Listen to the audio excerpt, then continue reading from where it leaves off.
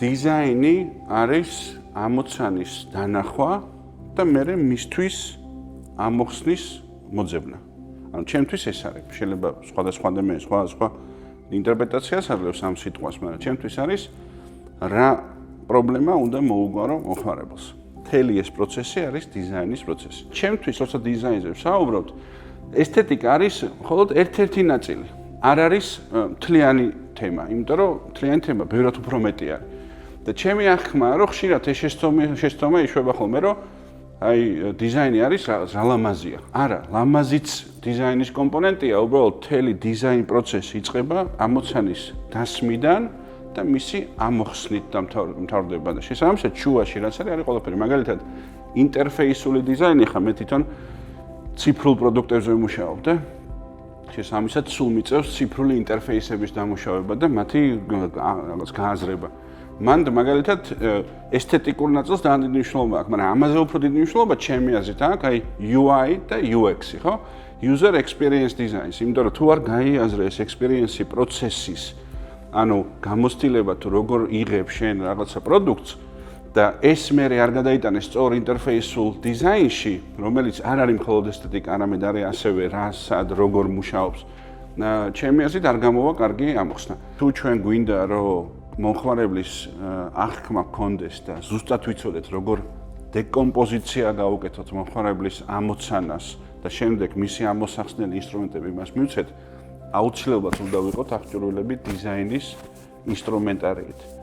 ისევ და ისევ ყველაზე პოპულარული ერთ-ერთი არის დიზაინ ფიქრის პროცესი. მაგალითად, მე პირადად ნამყოფი ვარ ყაზახეთის ყველაზე დიდი ბანკის CEO-სთან ერთად სტენფორდში დიზაინ ფიქრის კურსზე. მე მაშინ უფრო ჯუნიორი ვიყავი და შესაბამისად მე რო ვიყავი მესმის, მაგრამ აღფრთოვანებული ვიყავი ამ ქალით, იმიტომ რომ ეს ქალი უკვე 20 წელი არის CEO იმ ორგანიზაციის. ეს არის უზარმაზარი საბანკო ინსტიტუტი და სპეციალურად სტენფორდში გაფრინდა, რომ დიზაინ ფიქრი ესწავლა. ანუ ხო შეიძლება ვიღაცამ თქვას, რომ არა ეს ჩემ ვიღაც თანამშრომელს ავიყვან, ვინც დიზაინს გააკეთებს ამ დიზაინ ფიქრის პროცესს. არა, ჩემი აზრით CEO-ს ამოცანა. რატო? იმიტომ რომ შენ უნდა პირველ რიგში შენ უნდა გესმოდეს მომხმარებლის ამოცანა, ან ნებისმიერი ამოცანა, მისი დეკომპოზირება უნდა შეგეძლოს და მე მისთვის ამოხსნის პოვნა. ეს მთელი პროცესი არის ემპათიიდან დაწყებული, დამთავრებული სოლუშენით დიზაინ ფიქრის პროცესი. არის უკრიტიკულესი. ჩვენთან როგორ არის კომპანიაში?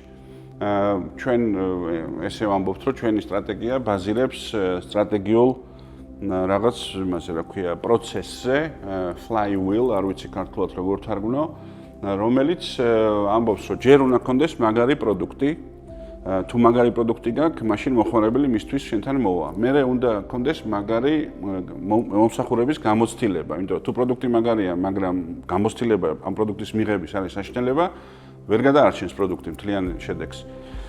ეს ძალიან კაი. ციფრულ სამყაროში რახანა ვართ, ტექნოლოგიური ბაზა თუ არ არის სტაბილური შემდეგი კომპონენტი სტრატეგიის, მაშინ შენ ვერ მიაღწევ იმას, რომ პროდუქტმა და მომსახურების ხარისხმა, იმიტომ რომ აქ ნდობა დაიკარგება სერვისის მიმართ. ხო, ანუ მაგალითად API, რომელსაც მოიხმარ, მაგარი API-ა, ძალიან კარგი გამოცდილება გაქვს მისი მოხმარების, მაგრამ ყოველ დღე ფუჭდება, ანუ crash-ი აქვს, აღარ მოიხმარავს, აღარ ენდობ. და აი შემდეგი კომპონენტი ჩვენ სტრატეგიაში არის დიზაინი. და ამას ვეძახით სტრატეგიულ ფუნდამენტურ საფუძველს, ესე რომ ვთქვათ. ერთ-ერთი ეგეთი კომპონენტი, რაც ჩამოთვალე, მათ შორის დიზაინი არის ჩვენ სტრატეგიაში. რატო? იმიტომ რომ ჩვენი ღრმა რწმენით თუ დიზაინის პროცესი, პროდუქტების გამოცდილების, ინტერფეისის მიმართ არის მაგრად აწყობილი და გვაქვს ძალიან მაღალ დონეზე აყვანილი, მაშინ ჩვენი აზრით კლიენტი მუდამ ჩვენთან დაბრუნდება და მადლობას გეტყვის იმისთვის, რასაც ვაკეთებთ მისთვის, გადაგვირთის ფულს და ეს სტრატეგიული ბორბალი კიდევ ერთხელ დატრიალდება. ანუ შესაბამისად მაგარი პროდუქტი, მაგარი მომხმარებლის გამოცდილება ამ პროდუქტის მიღებაში, სტაბილური ტექნოლოგიური ბაზა, მაგარი დიზაინი და შემდეგ ერთი პუნქტი, რაც არ დავასახელე, ეს არის ანალიტიკური მიდგომა, უნდა გესმოდეს მომხმარებლის ქცევის, ანუ შენ უნდა გქონდეს ღრმა ანალიტიკური უნარები, რომ დიზაინი სწორედ შეძლო, იმიტომ რომ თუ შენ არ გაანალიზე ადამიანის ქცევა, შენ ვერ შექმნი კარგი იმას, რა ქვია, პროდუქტს. და ეს ყველაფერი ერთმანეთზე მიგულია. რა მნიშვნელობა არა აქვს რა ინდუსტრიაში მუშაობ, ვახდენ პროცესების ადმინისტრირებას და პროცესების ადმინისტრირებას რისთვის? იმისთვის, რომ ამოცანები ამოხსნათ. რა ამოცანები, პროდუქტული ამოცანები, კლიენტის მომსახურების გამოცდილების ინტერფეისული ამოცანები და ასე შემდეგ. ანუ მთელი დღე მართლა გულწრფელად ყოველდღიურობა არის დიზაინ ფიქსში. ამიტომ იმ კითხვის დასმა მნიშვნელოვანია თუ არა დიზაინი თანამედროვე მენეჯერისთვის ან წარმატებული ბიზნესმენისთვის. მე ვიტყოდი მნიშვნელოვანი კი არა ყოველდღიურობაა და თუ არ არის დიზაინი ვიღაცის ყოველდღიურობაში კითხვა ან დასასმელი სწორედ მუშაობს თუ არა. იმისთვის რომ უნარები ალბათ ფორმაში გქონდეს და თქვათ რომ ყველა უნარი გვაქვს იმისთვის რომ სწორი დიზაინ პროცესი წარმართოთ, ჩემი აზრით პირველი ყველაზე მნიშვნელოვანი ეს არის ემპათიის უნარის ქონა და ეს არის კონკრეტული სკილი, იმიტომ რომ არა აქვს ყველას უნარი სხვისი საჭიროება კარგად გაიაზროს. და ეგ ძალიან მნიშვნელოვანია. ანუ მე ხა მყავს თანამშრომლები, ვინც არიან სუპერ ყოჩაღები, აი ზუსტად რომ ემპათიის ნაწილში, ანუ კლიენტის საჭიროებას აი გძნობენ. ძალიან მაგრად იკვლევენ, ძალიან ანალიტიკურად უდგებიან და საბოლოო ჯამში აი იციან ზუსტად რა არის ის job ინგლისურად, რა არის ის ამოცანა, რაც უნდა ამოუხსნან მომხმარებელს. მეორე არის რა თქმა უნდა კრეატიული აზროვნება, რაც ძალიან კრიტიკულია. და მე მჯერა რომ კრეატიული აზროვნება დასწავლადია. ანუ ეს არ არის რომ ვიღაცა კრეატიული იბადება და ვიღაცა არ იბადება კრეატიული. არის მექანიკები, როგორ შეგიძლია იფიქრო კრეატიულად. და მესამე, ზოგადად ამის ფუნდამენტი ეს არის ცნობის მოყვარეობის უნარი. არ ვიცი ახლა ეს არის უნარჩვევა თუ ზოგადი უნარი ადამიანის, მაგრამ ეს არის რაღაცა, რაც თუ არ გაქვს, შენ არ გეყოფა ენერგია, რომ ამოცანა ბოლომდე მიიყვანო. შესაბამისად, შენ თუ გაქვს კარგი ემპათიის კომპონენტი, შენ თუ გაქვს კარგი ანალიტიკური კომპონენტი და შენ თუ გაქვს საბოლოო ჯამში ეს ცნობის მოყვარეობის ელემენტი, ხო? და კრეატიული აზროვნების ელემენტი, რა თქმა უნდა, აი ეს 4 ბლოკი არის კრიტიკული იმისთვის, რომ შენ ალბათ დიზაინ ამოცანას სწორედ მიუდგე. ინოვაცია რა არის საერთოდ? ინოვაცია ჩემი აზრით ძალიან გაბერილი სიტყვა არის. რატო? იმიტომ რომ ინოვაცია ჩემთვის არის ამოცანის კარგად გააზრების მერე მასზე ისე დაფიქრება, როგორც გუშინ არ ხდებოდა, ან გუშინ რაც ხდებოდა, ის კიდევ უფრო კარგად გავაკეთეთ. ანუ საბოლოო ჯამში ინოვაცია ჩემთვის ეს არ არის რაღაცა კოსმოსიდან მოსული გენიალური ამოხსნა. არა, ეგ რა თქმა უნდა ბევრი მაგარი რაღაცა ხდება ეხლა რა, მაგრამ მინდა რომ დავაკნინო სპეციალურად, იმიტომ რომ სინამდვილეში ინოვაცია არის რაღაცა მაგრად გააზრებული ამოცანის ისე ამოხსნა, რომ კლიენტი, მომხმარებელი ამაზე იტყვის, რომ ეს არის ყველაზე მაგარი ამოხსნა. ტოტალურმა გაციფრულებამ, ისე რომ თქვა და ტოტალურმა ტექნოლოგიების მეშვეობით პროცესების აწყობამ გამოიწვია ის, რომ ჩვენ ყველამ დავზოგეთ ძალიან დიდი დრო, რაღაცეები გავაკეთეთ ბევრად უფრო მარტივად და ინტუიტიურად, ვიდრე აქამდე ვაკეთებდით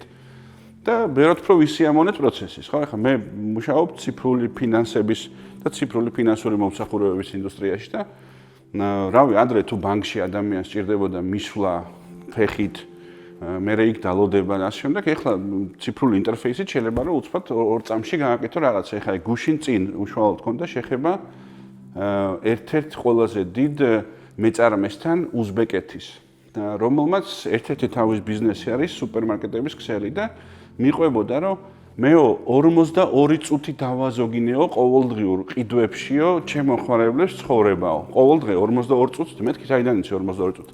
გაზომეს თურმე რამდენი უჯდებოდა ადამიანს დრო სახლიდან გასვლა, სუპერმარკეტში ჩასვლა, თქვათ მაწონის ყიდვა და ამოსვლა, როცა შეეძლო ეს აპლიკაციიდან გააკეთებინა და უმეტესობა თავის მომხმარებელი გადაიყვანა ციფრულ შეკვეთებზე, ყოველდღიური შესყიდვების.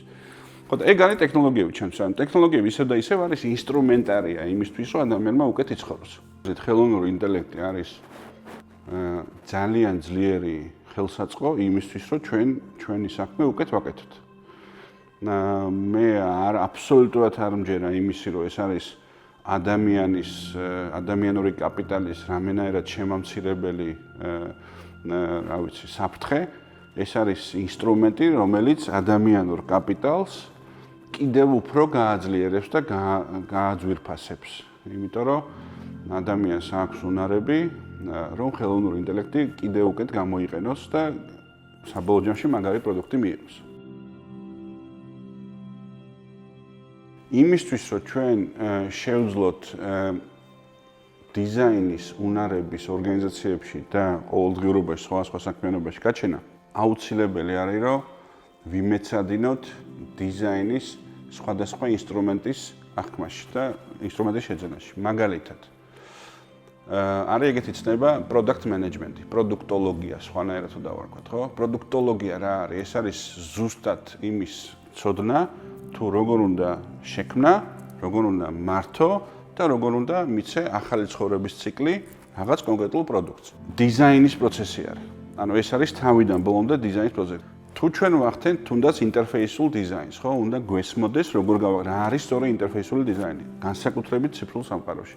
და ასე შემდეგ, ანუ ძალიან ბევრი დიზაინ ასპექტია, ხო, რა ვიცი, ქალაქის დიზაინი და ასე შემდეგ.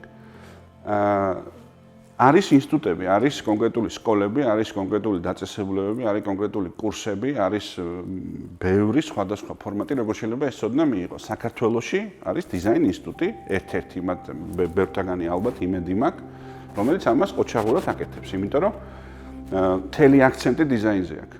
ოღონდ ისევ და ისევ ეს არ არის ადგილი, სადაც ადამიანი მოდის და უტრირებულად ბჭყალებში ხატვას სწავლობს. მაგაზე არაა საუბარი. რა თქმა უნდა, ესთეტიკის კომპონენტი მნიშვნელოვანია და მაგას ეხება, მაგრამ ბევრი სხვადასხვა ასპექტია, რასაც შეიძლება ადამიანი შეეხოს დიზაინ ინსტიტუტში. მაგრამ ისევ და ისევ მე მჯერა იმისა, რომ კიდე ბევრი წერტილებია, თქვა, სამყაროში, საქართველოში, სადაც შეიძლება რომ დიზაინის რაღაც კომპონენტები ისწავლო. თავარია გინდოდეს. და ინტერნეტშიც ბევრი სხვადასხვა ფორმატია, უბრალოდ ალბათ ინგლისურად. აქ არის ყველაფერი ქართულად. შესაბამისად, ყველას მოუწოდებ, რომ როგორც მინიმუმ კითხვა დასვან რა, თავის გუნდში, თავის თავში, თავის თანამშრომლებში რამდენად აქვთ წვდომა ეგეთი ტიპის განათლებაზე, იმიტომ რომ თუ არ აქვთ, აუცილებელია რაღაცა ფორმით მაინც რომ ერთხელ მაინც გაიაზრო, რაზეა საუბარი. დიზაინ ინსტიტუტში ჩემი ინტერესი რამოდენიმე ფაქტორმა გამოიწვია. პირველი და ჩემთვის უაღრესად მნიშვნელოვანი ფაქტორი ეს არის ნინჩო ეგაძე, იმიტომ რომ მე და ნინჩო ბავშვობიდან მეგობრები ვართ და მე დიდი ხანი ერთად მუშაობა მოგვიწეა და ყოველთვის მინდოდა რომ ნინჩოსთან ერთად რაღაცა მეკეთებინა. ამის საშუალება მომეცა TBC ბანკში საქართველოში და მე TBC ბანკის მერე ნინჩოს დიდი ხნის სურვილი იყო ეგეთი ინსტიტუტის შექმნა და დიზაინის სფეროში დაბრუნება ზოგადად და ააწყო დიზაინ ინსტიტუტი გუნდთან ერთად. და მე რაღაც მომენტში შევთავაზე რომ ხوار მეც გავხდე შენი პარტნიორი და ერთად ხوار გავაკეთოთ ეს საქმე მომავალში. მეც რაღაც კონტრიბუციას შემოვიტან და ეს არის პირველი ფაქტორი. მეორე თვითონ განათლების სფერო ჩემთვის არის ვიტყოდი ყველაზე მნიშვნელოვანი რაღაცა, რაც შემიძლია საზოგადოებისთვის გავაკეთო. პირადად მე. რატომ გონია ესე? იმიტომ რომ ერთი არის ჩემი კარიერა და საქმეს რასაც ვაკეთებ და რაღაცები გავაკეთე ამ ცხოვრებაში და იმედი მაქვს რომ ბევრს მომავალშიც გავაკეთებ, მაგრამ ეს არის რაც ჩემ თავს ეხება, მაგრამ რაღაც პოზიტიური გავლენა საზოგადოებაზე ხო უნდა კონდეს, მე რა შემიძლია გავაკეთო, მე შემიძლია გუნდში რაღაც გავლენა მქონდეს, ან შემიძლია რომ თქვა ამ ენერგია კიდე რაღაც სფეროს მოვახმარო და ეს სფერო არის განათლება. ანუ მე მგონია რომ მე თუ დამომივა ცხოვრებაში ადამიანებს განათლებაში დავეხმარო, ალბათ ჩემი პატარა წვლილი მსოფლიოს გაუმჯობესებაში მოხდება. ეგ არის მოტივი და ეგ არის მისია, ესე რომ ვთქვათ რა. ამიტომ ბევრ რამეს ვაპირებ, რომ განათლების სფეროში გავაკეთო, რა თქმა უნდა, დრო უნდა ამას. სამწუხაროდ ძალიან დაკავებული ვარ, ამ მომენტში საქართველოში არ ვცხოვრობ, მაგრამ როცა ჩამოვდივარ და ესე კოლეგებთან და გუნდის წევრებთან ერთად ძალიან ჩართული ვარ რაღაცეებში, რაც შემიძლია რომ გავაკეთო. ეგ არის მეორე მიზეზი, უფრო ესე რომ ვთქვათ, ჩემი პირადი ინტერესიდან გამოსული, რაც დიზაინ ინსტიტუტში ძალიან მაინტერესებს და მესამე მგონია ისევ და ისევ, როგორც მანამდე ვისაუბრე, თვითონ დიზაინის სფერო. მეც ახლა გაზრდილი ვარ არქიტექტურების ოჯახში, როგორც ვახსენე და დიზაინი და აი მთელი ეს კრეატიული პროცესი ჩემთვის ძალიან ახლოა და თან ყოველდღიურობაში ძალიან ბევრს ვიყენებ მე თვითონაც და მგონია რომ თუ გვინდა რომ საზოგადოება, ქვეყანა, მსოფლიო იყოს უკეთესი, ყველას უნდა შეგვეძლოს ემპათიურად, ანალიტიკურად, კრეატიულად აზროვნება. ხო, აი ეგ არის ძირითადი ესე რომ ვთქვათ, სკილები. და ეს ყველაფერი უნდა ბაზირებდეს უდიდეს ცნობის მოყარეობას. თუ ადამიანი არ არის ცნობის მოყარე, მე არ მჯერა, რომ იმ ადამიანს რამის შექმნა შეუძლია. და აი ეს არის მესამე კომპონენტი, რატომაც მგონია, რომ დიზაინ ინსტიტუტი მაგას საქმეს აკეთებს და მე მინდა, რომ ის ნაწილი ვიყო. და აი რომ წარმოვიდგინოთ დიდი სფერო, ბიზნესის სფერო საქართველოში, რომელიც რაღაცას ქმნის, რაღაც პროდუქტებს უშვებს, მაგარი იქნება, რომ ნახევარი იმისი ერთხელ მაინც იყოს ჩვენთან ამყოფი. პირველ რიგში თავისნაირ ხალხს ნახულობენ, ეს არის ძალიან დიდი ფასეულობა. მეორე, ისევ და ისევ უწევთ კითხვების დასმა, რომელიც აქამდე არ დაუსვიათ და ამ კითხვებზე პასუხის მიღება. და ჩვენი მიზანი უნდა იყოს, რომ ამ ადამიანებს ბევრი ახალი ინსტრუმენტი ხელსაწყო შევძინოთ იმისთვის, რომ უკეთ-აკეთონ მომხმარებლისთვის საქმე. რაც შეეხება მე რას შემოვიტან, აბა რა გითხრათ, შევეცდები რომ ბევრი რამე შემოვიტანო, მაგრამ ალბათ რაღაც გამოცდილება დამიგროდა და რაღაცეებში შემიძლია რომ ჩემი აზრი გავაზიარო და თუ ჩემი აზრი გამოადგება ვინმეს, ძალიან მოხარული ვიქნები.